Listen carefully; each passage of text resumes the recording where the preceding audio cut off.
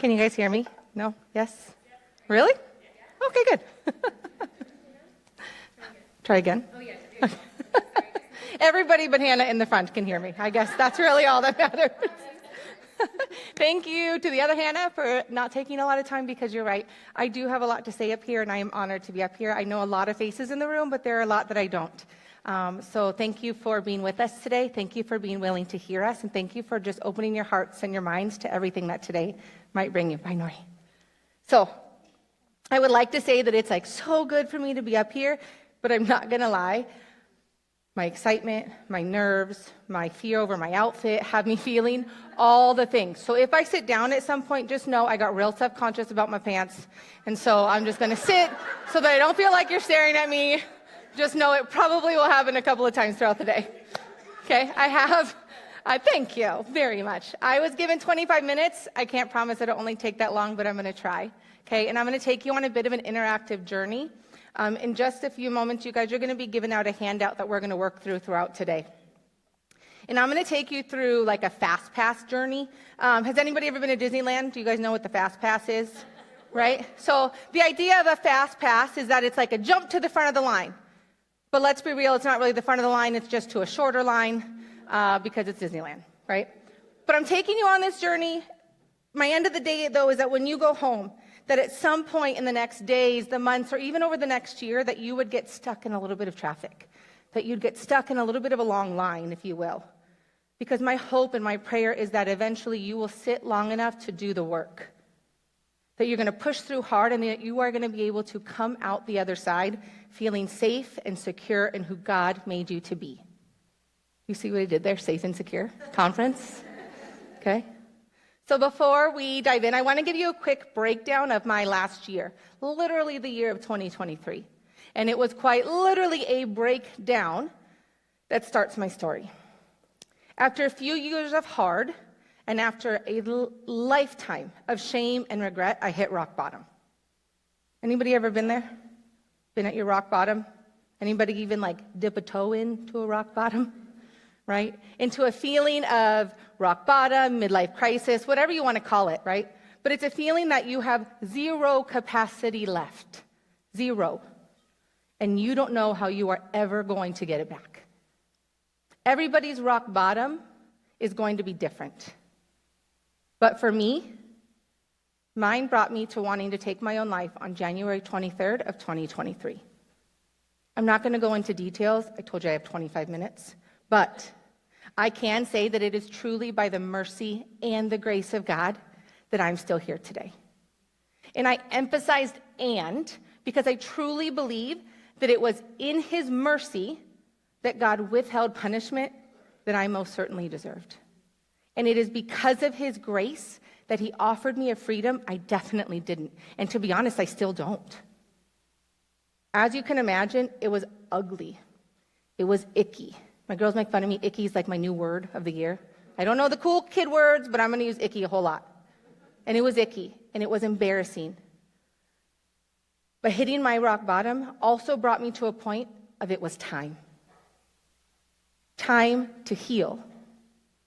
And I spent all of 2023 attending a program called Celebrate Recovery. Has anybody heard of Celebrate Recovery? Right? Celebrate Recovery, also known as CR, it's similar to Alcoholics Anonymous or to NA or to OA, all of the anonymous. Okay? But Celebrate Recovery specifically takes place in a church building. It is biblically based, and it proudly proclaims that Jesus is our higher power. But just like in other recovery programs, CR has, when you are ready, a 12-step program to help you heal from any hurts, habits, or hang-ups. Hurts, habits, or hang-ups, not just addictions. Hurts, habits, or hang-ups. Sit with that for just a minute. Because addictions of any kind are not the only way that our enemy attacks. John 10:10 tells us the enemy does not come except to steal and to kill and to destroy. Any hurt, any bad habit, any hang-up that lingers in our life, that is the enemy. And the enemy is doing everything he can to interrupt the freedom that we are offered in Christ. It's time to take back our freedom, ladies. I can't lie, though, that doesn't mean that we're never going to struggle again. It doesn't mean that we're never going to have a daily battle. But what it does mean is that we are offered the opportunity to become victorious daughters of our King. Amen. That we have the opportunity to overcome and to rid strongholds that have previously stolen our ability for joy, abundant joy. Is someone going to pass out sheets? Thanks. Just about. I just want to make sure it's on the docket. Okay. So before sheets come out, I do want everyone to take a minute and think about maybe a hurt, a habit, or a hang-up that might be negatively affecting your life. That could be an event. That could be a past or even truly a current relationship that you have in your life. It could be a memory. But I want you to be honest. I want you to ask God to help you identify it. In fact, I think I'm going to do that in prayer now. So pray with me as you consider hurts, habits, and hang-ups. Jesus, we welcome you into this room and into this moment. Thank you for this group of women who are here to seek safety and security in you. Lord, I ask that you sit with each woman right now. Show her a hurt or a habit or a hang-up, Lord, that needs to be released. Help her to look at this situation with honest and open eyes. Give her an open heart as we move through the activity today. Lord, I just ask that your words and your leading would flow through me and that each woman would feel your presence and your power and your freedom this morning. Amen. So remember, using a fast pass, I'm going to take us straight to step 8 in the step study of CR. You're welcome. Step 8. Okay? We are at step 8, and step 8 is making amends. Now hear me. Every single step is equally important in your healing journey. So please don't walk into some CR and be like, I already did step 8. I'm out. We're good. Okay? I don't want that. Please do. And if you do, don't say my name. Okay? So we're going to go, though, to step 8 because it is through step 8. It was in step 8 that Jesus tore through my sheets of shame. He chased out harmful hurts. He threw away gaslighting and guilt. I just learned what gaslighting meant this last year. It's a thing. He cleared up confusion. He knocked down walls that were truly blocking me from Christ's perfect pathway to peace. So I'm going to ask you to be honest. I'm going to ask you to be vulnerable. And I'm going to ask you to think of a hurt, a habit, or a hang-up. While Hannah passes those, okay, are you ready? I'm ready. Okay, are you ready, ladies? Yes. Okay, so while Hannah passes those out, I'm going to share with you. According to Merriam-Webster, or maybe just Google, I don't know. To make amends means to offer compensation. Okay? To compensate for the wrong you may have caused. But wait a second. I'm pretty sure that I have a lot more hurt that has happened to me, right, than maybe I've caused. I mean, probably not true, but that's what I like to think. Okay? So what if you were the one that was hurt? What if that hurt, that habit, that hang-up is something that happened to you? I don't want to compensate for something I caused if it was done to me. Well, the second definition of amends, or the second definition of compensate, though, is to counteract something unwelcome or unpleasant by exerting an opposite force or effect. So in the instance of making amends with those who have wronged us, we offer compensation in the form of forgiveness. It's not easy. And I'm not asking you to forget. There is a difference between forgiveness and forgetfulness, right? But forgiveness is the compensation we offer others or ourselves to be able to make amends and move forward. So today, as we work through a modified amends process, remember, fast pass lane, okay? Modified amends process, we're going to go through using an acronym for amends. I love a good acronym. I'm going to have that put up there for you guys, I think. Okay? Acknowledge the hurt, habit, or hang-up. We'll make a list. We'll evaluate and empathize. We'll neutralize emotions, describe his truth, and we will share when we are ready. Okay? So let's get this done. A, acknowledge the hurt, habit, or hang-up. Jesus, what hurt, habit, or hang up is negatively affecting my life this season? Now, I'm going to take you through two instances. I'm going to take you through a hurt that I caused others, or habit really, and a hurt that I experienced. I'm asking each of you to pick one for the day, but I want you to be able to see how you would handle both sides. Something that you're asking for forgiveness for, something you're wanting to be able to forgive others for. Okay? So in my instance, something that I caused is I have a very bad, very scary habit, addiction really, to compulsive spending. Not proud of it. I might sound like it. It's just my talking voice. So it recently got so bad, though, that it caused genuine harm to our family because of the debt that I was accruing and spiraling us into, and the way that I was stewarding money as a whole. Okay, so on that top line, when it says to acknowledge the hurt, for something that I caused, I might write compulsive spending, bad habit turned addiction. I know that that's kind of the big picture of something that I caused hurt to somebody else for. In something that I experienced, it would be betrayal from my father. Now, full disclosure, my father raised my sister and I on his own. And I share that because to this day, I'm very, very close to him. So it doesn't mean that it has to be someone that I'm never going to speak to again.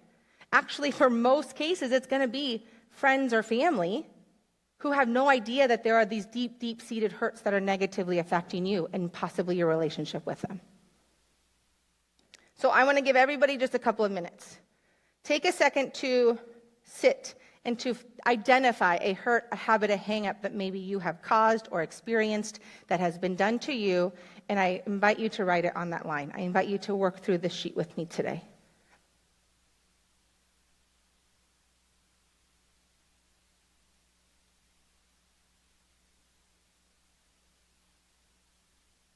And for the record, I can see everybody from here, and y'all have pens in your bags, so.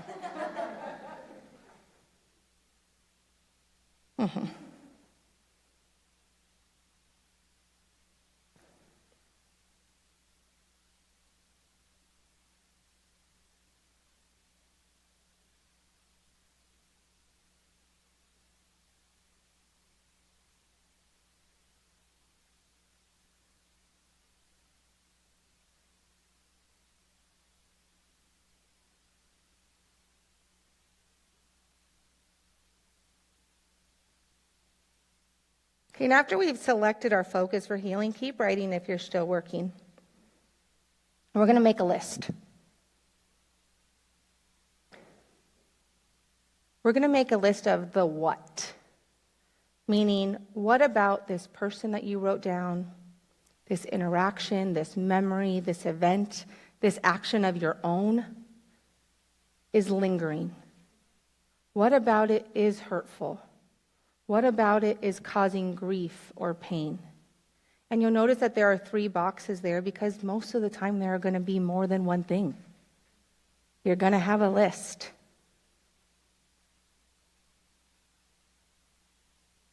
And we're going to ask Jesus to show me who or what has been negatively affected because of my hurt, habit, or hang-up.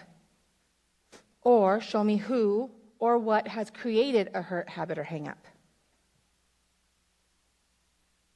Okay, I'm going to show you mine. Or actually, Ella's going to show you mine. Ella, will you go to the next slide, hon? Okay. So again, remember, I'm working you through 2. One or the other is probably what you're working on now, right? But show me who or what has been negatively affected because of my hurt, habit, or hang-up. Okay? In something that I caused, that caused harm to my family because of the debt I was accruing. The next box might be the financial hardship.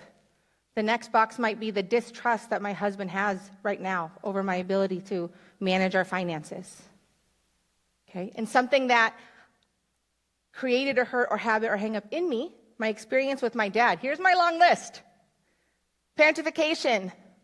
Dating and getting engaged to Ronnie, who's my stepmom, who I do love now. So if you're watching, know I love you. Okay? Ultimate betrayal. Promised he would never marry someone who did not get along with my sister and I. Back then, he did. Okay, he multiple times, this is the big one, and this is the one that I'm going to continue to work through in our list because I don't have 3 boxes. Multiple times he shared that I needed to change if I don't want my husband to leave me. And he's doubled down on it. For those of you that don't know me, I'll be honest, I am a little bit cray. I'm a lot of bit cray some days. Okay? A lot of bit. Right? Thank you. For some people, it's why they love me. For a lot of people, it's why they don't hang out. It's all right. Okay? And for my husband, I do like to think that it's a little bit why he married me and a little bit why he hunts so often. Okay? But my father was adamant that if I don't make a change, he would walk out that door. And when I brought it up to him and I was even like, Dad, that's unfair to say, he'd be like, I don't know what to tell you, kid. If you don't fix yourself, he's going to leave you. Double down, time and time and time again. Mind you, remember, I still love my dad. He might be watching with my stepmom. They're in Mexico right now, right? He might be watching. It's okay. He knows I'm talking about him. Okay? So I want you guys, again, if you haven't already done so, take a minute to write those things down. Write those things down from your hurt, your habit, your hang-up. Write those things down that are lingering. Write those things down that you take offense to, or maybe you caused offense with. Take a moment before we move to the next part.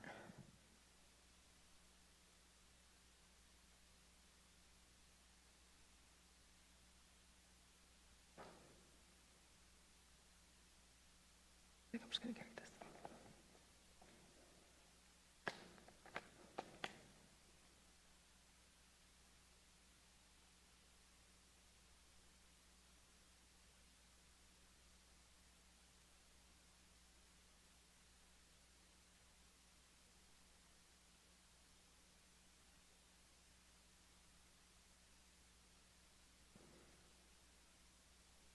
All right, next we have N.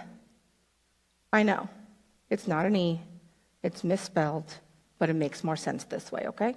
So, we're not in school today, we're just doing a chart. So we're going to work on N. Instead of our E, we're going to go to N first.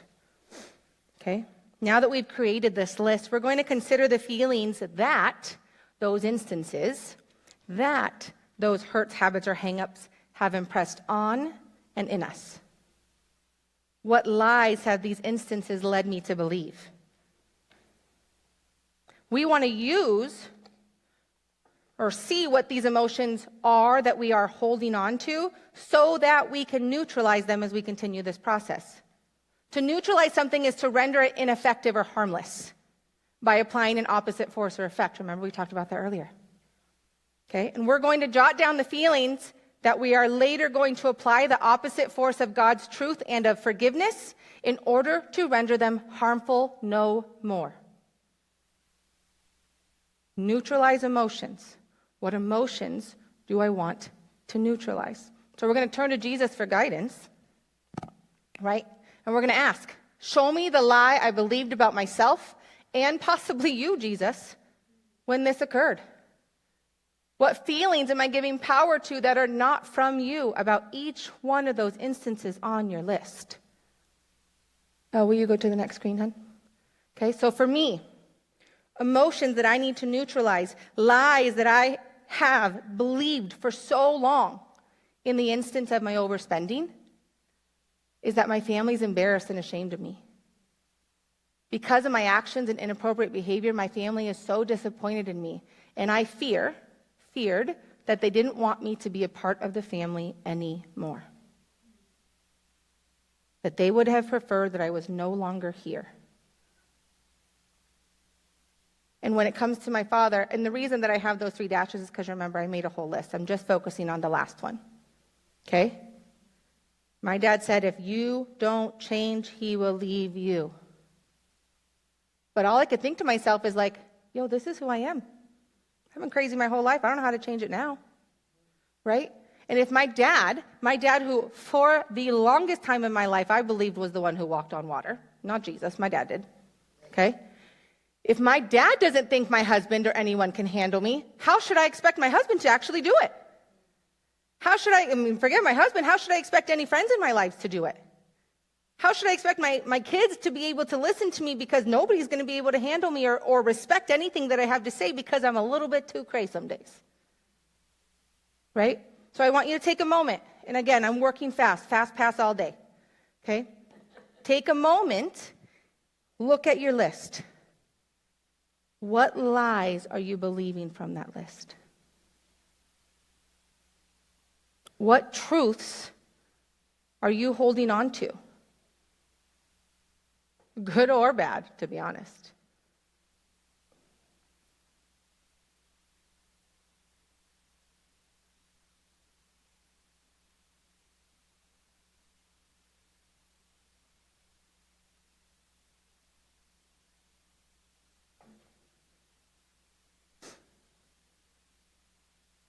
What feelings are you giving power to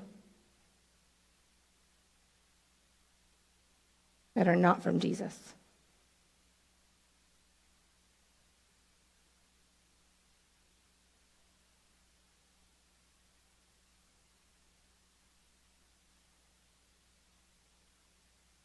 So as we take these moments to think about the emotions that we need to neutralize, we cannot go through an amends process without equally and stopping to think, without evaluating what might have been going on or through the other individuals involved. Like what was going on in their life? What was going on through their mind? So maybe if there's another individual involved in that circumstance or in that event or in the relationship, what might have been going on in their lives that caused them to react the way they did, that caused them to say the things they said? Taking from Matthew 7:3, who are we to focus on the sawdust in their eye without first looking at the plank in ours? Right? Let's think and consider what they might have been going through. Now, I'm not asking you to make excuses for them. Again, forgiveness, not forgetfulness. I'm not asking you to make excuses. But what this does is it allows us to humanize them in that moment, in that situation, in that hurt, habit, or hang-up, and understand that nobody is perfect other than our Creator. When you do it, go ahead and go to the next thing. Okay? Ask Jesus to simply allow you to see through the lens of the others involved. Allow him to give you witness to their probable why. Why did they do this? Why did they respond that way? This might also be, for example, in the instance of my father, where I included asking myself how I played a role in the situation. For my dad and I allowed my feelings of betrayal to affect the way I treated his wife. I purposely caused a lot of tension between them in hopes that they wouldn't stay together. Didn't work. And I'm grateful because she and I are incredibly close now. I could make excuses for that based on, well, I was made to feel this. Well, my dad did me dirty. But how unfair is that? Because I equally played into it. I equally offered so much betrayal to him and to his future wife. So I'm going to ask you to take a moment to think about if there was anybody else involved. Why? If it is something that you caused, why? Be honest with yourself. I'll show you. Go ahead, Elle. Okay? In something that I caused, I had to think of a couple things. I had to think, what must my husband be feeling? Right? I have all these lies, but the reality is he probably is disappointed. He's probably pretty upset that our bank account is dwindling. We don't go on enough vacations for our bank account to dwindle the way that it is. Right? We have rising debt. We've been very blessed. We've never carried debt until now. That's got to frustrate him. He worked really hard to be that way, and we've never done it. Okay, my girls, praise Jesus, they're blissfully unaware. They're spoiled, so that doesn't help, right? But now they're confused because here they've been spoiled their whole life, and I just want to give them everything because it just makes things easier. I can't lie, right? And now I'm like, oh yeah, we can't get a Friday treat today. Drink some more water, right? Or like, we go to the grocery store and they want to pick out all the foods. Oh no, you don't get to come to the grocery store anymore at all. Ever. That was a good idea, for the record. Okay? Like, no, we don't have to buy dinner at Costco. But that's the one place I will let you come because those samples are free. They don't cost money. Okay? Either way, it's causing my family to have to make adjustments, and they're probably confused, they're hurt, they're upset. And then what about hurt that I experience, right? This is what we have to understand, ladies, and it took me a long time to get here because I wanted to be like, that's just an excuse. Don't make excuses. He treated me poorly. He was the adult. He was the father figure. But here's the reality. My dad has been left twice before my current stepmom. He was left twice. And I'll tell you what, ladies, my dad is a good man. He is a good man. And when my mom left, to see the hurt that he experienced, I don't wish it upon anybody. My dad wants to protect me from that hurt. And when it's happened to my dad 2 times, right, he's like, well, it must be me. It must be me. Nick, I don't want it to be you. Nick, I think you're incredible. I equally think your husband's incredible. My dad has told me plenty of times he would keep Aaron far faster than he'd keep me in this family, for the record. Mostly because he helps around the house. Okay? He didn't want me to experience that pain. Ladies, it was hard. It was hard to watch a grown man cry for years over a woman who could not care less. It was hard to watch a gentleman take care of 2 young girls. Do you all know what it's like to start a period when you only got a dad in the house? He brought me home diapers, y'all. Like, squish, squish, squish when you walked around. Right? But bless his heart, he did his best. And he didn't want myself or my girls to go through the same thing he did. And that's what I had to realize, whether he was willing to admit it or not. He's a man. 2, he's my dad. He's not going to want to admit that. But I can. I can dig deep into realizing that, you know what? My dad's been hurt. My dad's been hurt multiple times, over and over again, even though he is a good man. Which means, even though I'm a wonderful woman, according to him, okay, even though I could be hurt, and he wanted to do everything he could to protect me from that. Even if it meant saying really crappy things and doubling down. His approach, not so good. His reason, his true desire, I get it now. After you have realized what the other individuals might have been going through, whether it's because you caused it, because you experienced it, we can't move on until we recognize what truth is there for us. A truth that comes from no one other than Jesus. Okay? Psalm 37:4 tells us, "Take delight in the Lord, and he will give you the desires of your heart." Delight in him. Allow Jesus to show you the truth he wants you to know. Because it is these truths that allow us to start to let go. His truth takes our emotions that we prepared to neutralize, and it gives them meaning. That meaning reminds us, and we know that all things God works for the good of those who love him. All. Romans 8:28. So ask, God, what truth do you want me to know, and what desires do you have for this relationship moving forward? Okay?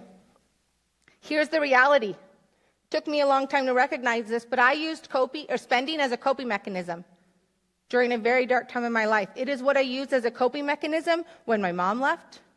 It's what I used as a coping mechanism during an incredibly abusive relationship through college. It's what I used as a coping mechanism through 2022 when I thought my family wanted nothing to do with me. Little did I know I was just probably making it worse, right? But either way, it was my coping mechanism. It doesn't make it right, but it brings awareness to my why. Jesus let me know, that's just the truth, Nick. You used it as a coping mechanism. It was there for a season. You needed it. Was it a poor choice? Yeah, probably. But it's what I used. It's what I clung on to. But the reality of it is, with his help, I'm making a change now. I don't have to be stuck in that forever. My family loves me.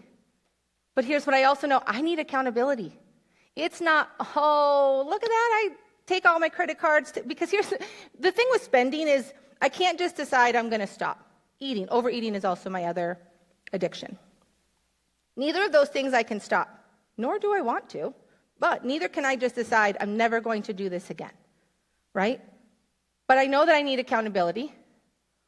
And my goal is to prove to my family that I'm back on track. I know I'm going to need their help and accountability. I know that I'm going to continue to go to CR for accountability. I'm going to continue to go to counseling for accountability. And I'm going to continue to show my family my dedication to getting and to staying well for them.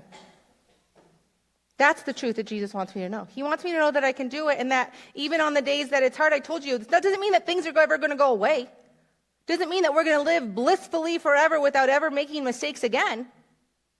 But it means that he sees a path for me and that he's going to be there every step of the way. But what about my dad? Well, Aaron, he married me because he loves me and all my cray. Aaron used to tell me all the time, because I'd come home and be like, my dad said you're going to leave me because I'm crazy. And he goes, honey, you're the perfect amount of crazy. It's okay. Okay. Well, then I'm going to have faith in that. I'm going to have faith that I am the perfect amount of crazy for my husband. I'm going to have faith in God's plan for our marriage. These feelings that I've been carrying around made it always feel like there was this wedge between my dad and I. Even though our relationship's been fantastic, but there's just been this like tiny wedge. What can I tell my dad without feeling like he's going to judge? What can I share with him? My dad is third to God and to my husband, and then my dad now as an adult, but still, he's still that person for me. But there was always something that kind of just had this little bit of fear and completely letting go, because I didn't want him to tell me anything else like that again. Right? So in this scenario, I asked Jesus, like, what is supposed to happen? You want me to make amends to a guy who I'm still very close with, who I still see regularly, who my kids love and adore. What is this going to look like? And it was simply to just close that door for me. To be honest with him, but to close that door for me. And once that door closes, it allows me then to fully release and be just myself in front of my dad. It allows our relationship, which I already thought was as high as it could get, to be that much closer. Ask Jesus what he wants you to know in this relationship, in this hurt, in this habit that you are wanting to make amends with. Ask him what that truth is. Ask him what you need to know about yourself, what you need to know about the individual who was involved, and how to move forward.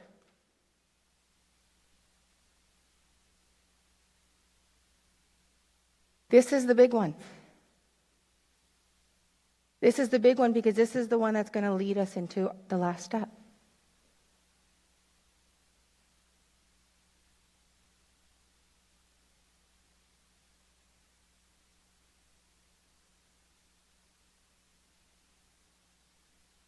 That last step is to share when you're ready. Just because you've done the work, you've written it down, and you've said some prayers, doesn't mean you got to go tell the world right now. It could be a while. I love to write. I feel safest when I write, because it allows me to get everything out without interruption, and it allows me to get everything out in my exact way that I want to get it out without letting my emotions get the best of me. Because I can erase, can rewrite, as long as I haven't pushed send yet. It's real hard to take back when the other person's got an Android. So be careful. Okay? I do want to make sure that you are all aware, and I want to caution that in some instances it might not be safe to share. It might not be. And in that case, don't. One of my amends letters was to an abusive ex. We were together 4 years. He was physically abusive, mentally abusive, verbally abusive, emotionally, all the things. Thought I was going to marry the man, don't know what I was thinking. Why my dad couldn't tell me I was crazy then, I'm not really sure. But, right? But our last contact was not a safe one. None of our contact was. Therefore, I did not feel like it would be safe to try to seek him out, because I'm pretty sure I could have found out where he was on Google, right? But it was not safe for me to seek him out and to hand him this letter. If he wasn't safe when I was treating him well, he sure isn't going to be safe when I hand him this letter. Promise you that. Right? But just because it's not safe to share with someone in specific or a specific individual, I do encourage sharing it with a trusted friend or family member. Because what that does is that gives you tangible closure. Right? For me, I chose the letter. I read that letter to a trusted friend. And then I'll be real. I did put his name on an envelope and I dropped it in the mailbox. No address, no return address, no nothing. I don't know. Maybe the whole post office in Mesa is going to read it. That's fine. That's up to them. But I'm not going to know. Right? But for me, that was my closure. You can shred it. You can burn it. You can put it in a frame, real proud of yourself. Hang it up somewhere. Right? As a reminder that you let it go. Give yourself the closure. So I'm going to take a few minutes to read one of my amends letters. One that I did, in fact, share with the individual that it was written for.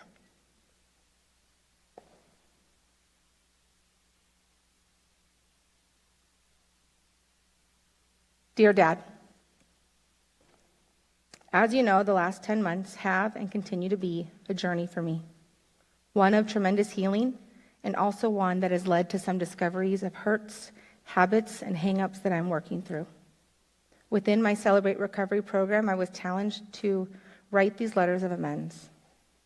As I took inventory is everything we just did. As I took inventory, there was a lot of fighting myself throughout the process, because I began to recognize that amends for you and I was necessary.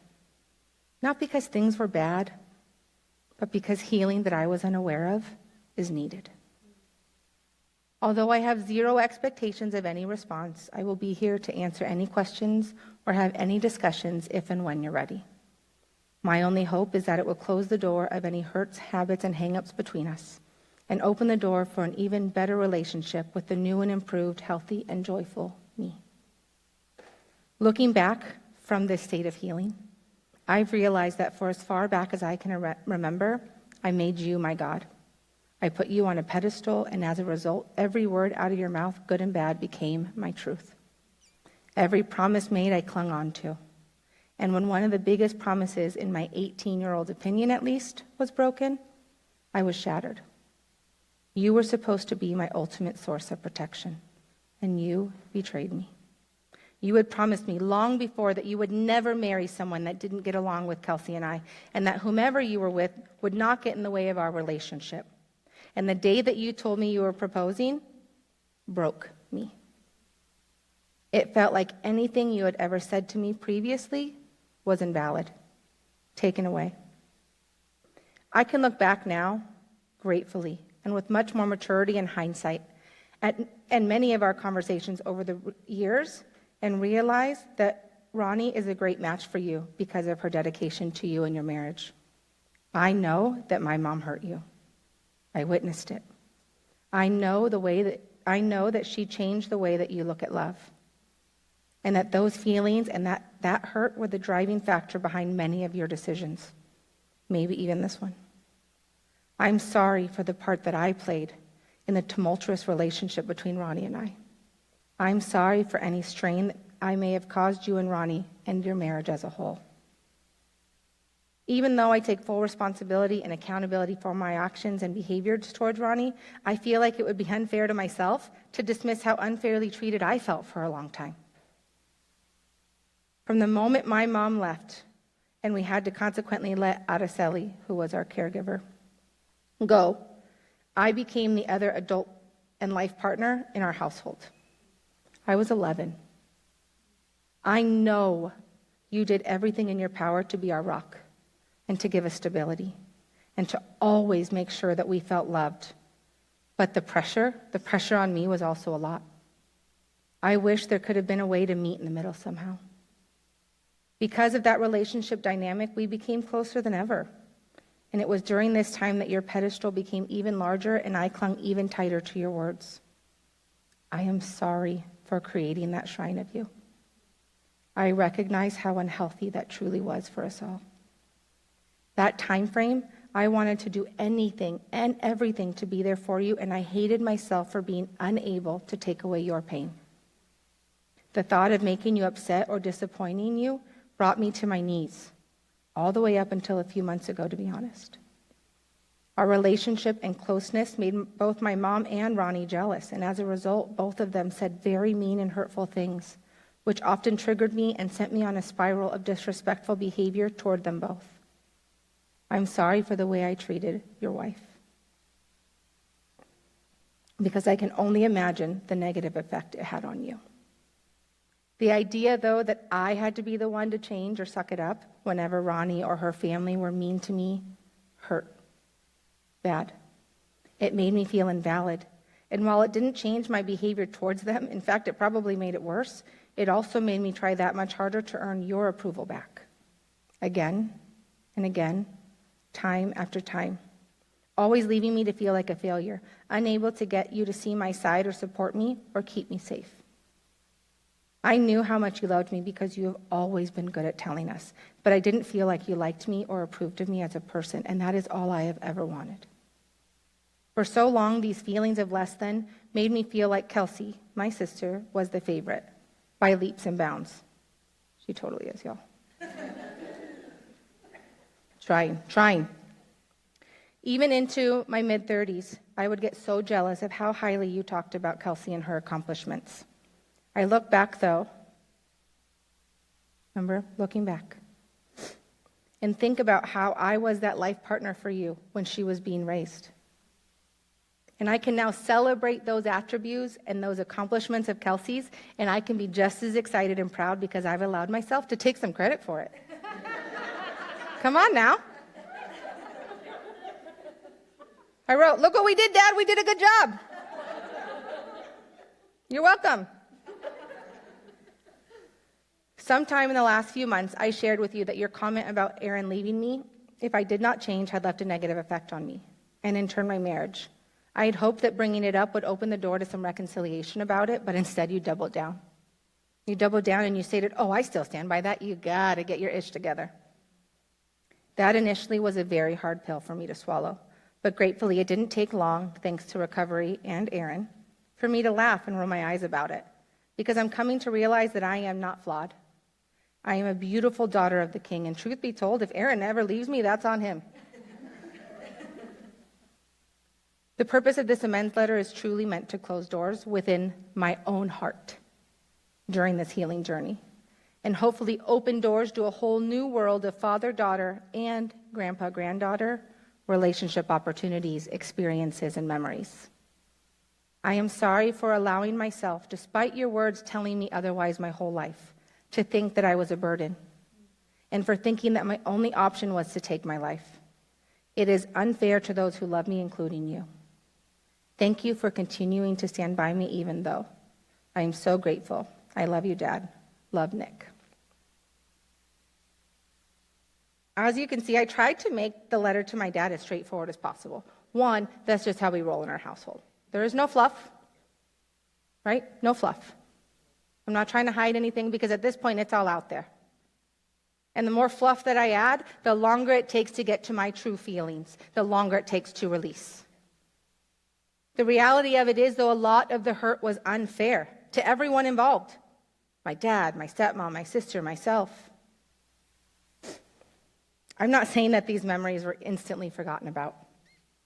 But I've come to realize, which is a super freeing fact, by the way, that it doesn't have to shape who I am or who God created me to be.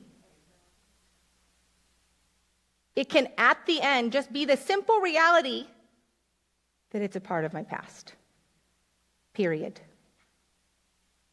Not, it's a part of my past and all these things happened. Right? It's part of my past, but I wish XYZ. No, it is a part of my past, period. The hurt from my dad, the hurt that my mom left, my overspending, my abusive relationship. I could spend hours and days always reminiscing on all the things, but those are just parts of my past. That is it. I don't even need to think that that's why I'm created and I am the way I am. Because at the end of the day, they are just part of my past. Are there ways and are there steps throughout the amends process that you look at these things and you think, okay, but what good did come from that?